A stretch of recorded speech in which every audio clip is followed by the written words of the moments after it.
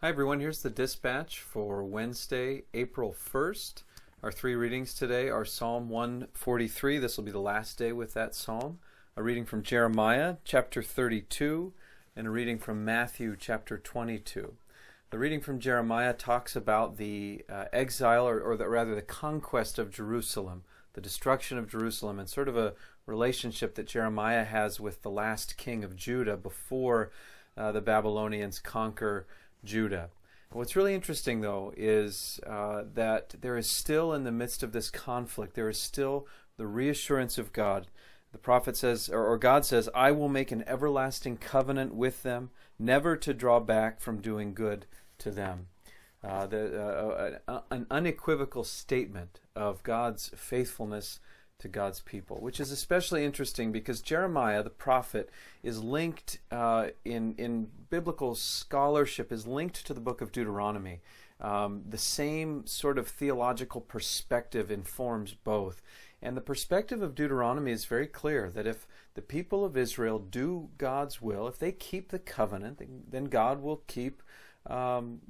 remain faithful, and they will be blessed. But if they fail to keep the covenant, they will be cursed. This is laid out by Moses in Deuteronomy in gory detail, the kinds of blessings and curses that will befall Israel, depending on how well they keep the covenant.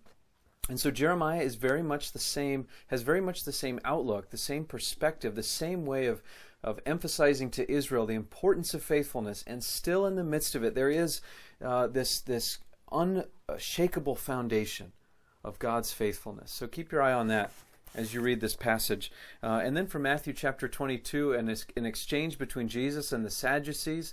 An oversimplification. The Sadducees were those who didn't believe in an afterlife. Pharisees did. I don't know exactly what to make of that, but that tends to be the way that we read these two different groups of Jews. The Sadducees are presented here as being skeptical of the resurrection of the dead. And so they present him with a thought experiment. And a woman who had a husband, her husband died, so she married his brother, and so on. 7 brothers, 7 husbands in heaven, whose wife is she? And Jesus seems to suggest that they have missed the point entirely. So that's what's going on there in Matthew chapter 22. Jesus says, God is the God not of the dead, but of the living. Here we have again that link to the readings we've had this week that talk about death and life, preparing us, tilling the soil, preparing us for the resurrection, preparing us for Easter. A couple quick updates. Thank you for those of you who have already sent in some audio submissions for worship this Sunday. I want as many voices as possible helping to lead worship this Sunday.